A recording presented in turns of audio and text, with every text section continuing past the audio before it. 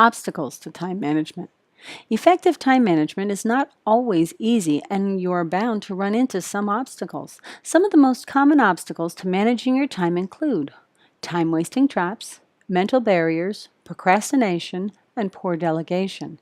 In this section of the course, you will learn how these common pitfalls take away from your ability to get your work done in a timely way. Time-wasting traps. You set yourself up to fail at managing your time when you do the following: attempt to take on too much, not allow yourself to say no to additional tasks, take on a task without having all the information you need, or allow interruptions like phone calls or office visitors. Time-wasting traps. You set yourself up to fail at managing your time when you do the following: attempt to take on too much, not allow yourself to say no to additional tasks, take on a task without having all the information you need, or allow interruptions like phone calls and office visits. Here are some questions to ask yourself. Do you find yourself volunteering for new tasks when you know you're already swamped with work? Do you always say yes when someone asks you to cover for them when they are planning on being out of the office or out of school? Although it is a great way to gain new experiences and impress your boss or teacher, it is not always a good idea to accept more work or responsibilities. It is also common for people to get caught up in taking phone calls and chatting with drop-in office visitors or in study hall being distracted by other students. While it's important to build relationship with clients, coworkers, peers, it can turn into a huge time waster.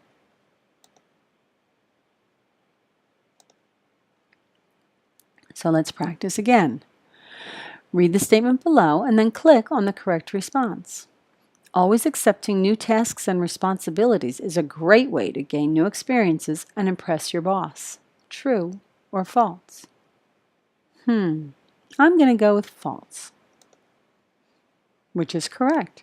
Although it's a great way to gain new experiences and impress our boss, it's not always a good idea to accept more work. Mental barriers. Getting started in time management sounds good in theory, but can be daunting when you actually sit down to do it. For example, changing the way you work can be intimidating. Many people often feel it's easier to stick to what has worked in the past. The questions that you should ask yourself are, has it really worked in the past? And is it possible that it can work better? The truth is, you don't know until you try something new. So don't succumb to this fear of change. Another mental barrier is uncertainty. Not knowing where to start or how to make a change can get in the way of applying time management techniques. The truth is, there's no right way to start time management. Making a small change anywhere and allowing for some room to error will prove beneficial. The third mental barrier is limited time. Investing the time to apply a time management technique often seems as if you are wasting time, especially when time is limited. But remember, investing in time now can save you time later. And the last mental barrier is a lack of willpower.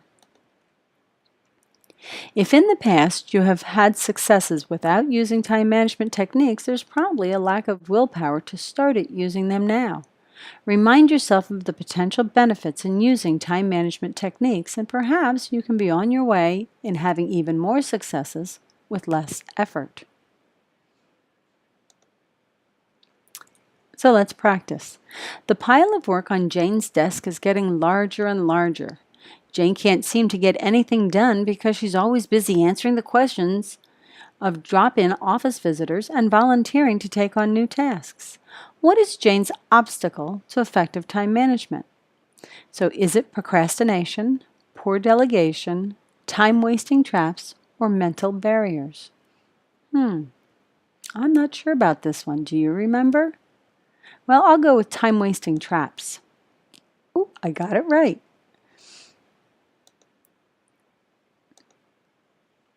Let's practice again. John just took a course on time management, but when he returns to his office, he realizes that changing how he works might take up too much time and that his current way of working has never really failed him. So John decides to stick with his old ways. What is John's obstacle to effective time management? Is it procrastination, poor delegation, time-wasting traps, or mental barriers? I'm going to go with mental barriers, which of course is the best answer.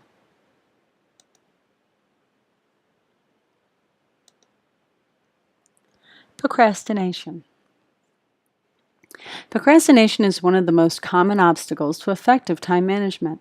Procrastination can be addictive.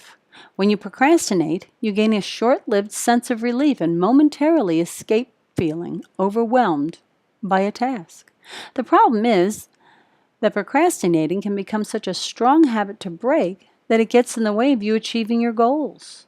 Procrastination can also cause you to feel even more overwhelmed by a task as time becomes more and more limited. So what are the steps to overcoming procrastination? Well, first, recognize when you are procrastinating. Are you procrastinating now? Hopefully not, you're in this course. Second step is to understand why you are procrastinating. Third, take steps to overcome procrastination. And lastly, reward yourself for taking these steps. Each step is a very important part of the journey toward effective time management. So let's get specific about how to take on each step. How do you know when you're procrastinating? You procrastinate when you put things off that you should be focusing on right now, usually in favor of doing something easier, more enjoyable, or something that you're more comfortable doing.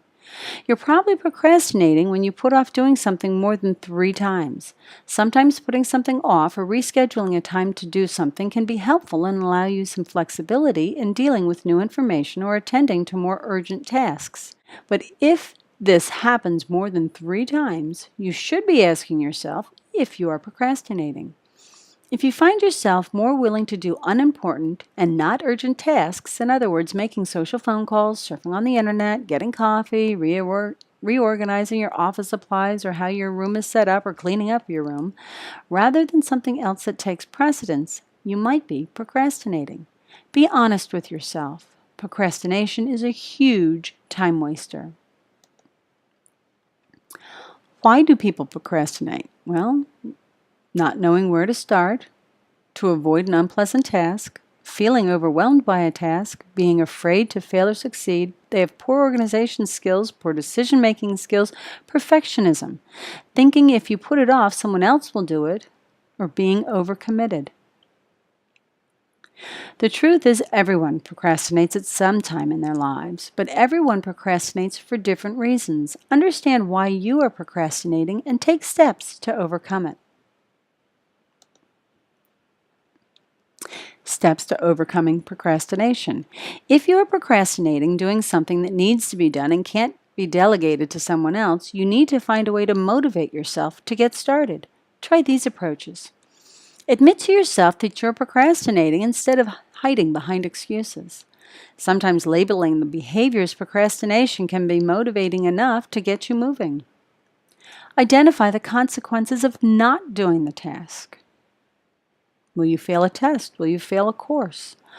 Will the teacher yell at you? What are the consequences of not doing the task? Talk to someone who's completed the task before and may have some encouraging words of wisdom to offer you or some information you may need to get started. Schedule a time to work on the task when there are no interruptions or excuses for putting it off. Another step to overcoming procrastination: break the task into smaller, more manageable steps. Taking small steps will prevent you from feeling overwhelmed and will motivate you to keep going. Don't sit around and wait to become motivated. Action leads to motivation. And ask someone to periodically check on your progress. Peer pressure is highly effective. And lastly, plan out rewards to give yourself as you accomplish each step. So let's practice again. As soon as Danny sits down to work on an important task with an approaching deadline, he gets up to get a cup of coffee, makes a personal phone call, and offers his help to tidy up the supplies closet. Most likely, Danny is doing what? procrastination, wants to be helpful, he enjoys coffee, or he has difficulty delegating. Let's be honest. I'm thinking he's procrastinating. Yep. Rescheduling a meeting is a sure sign of procrastination.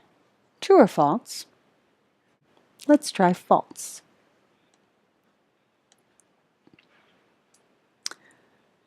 Sometimes putting something off or rescheduling a time to do something can be helpful and allow you more flexibility in dealing with new information or attending to more urgent tasks.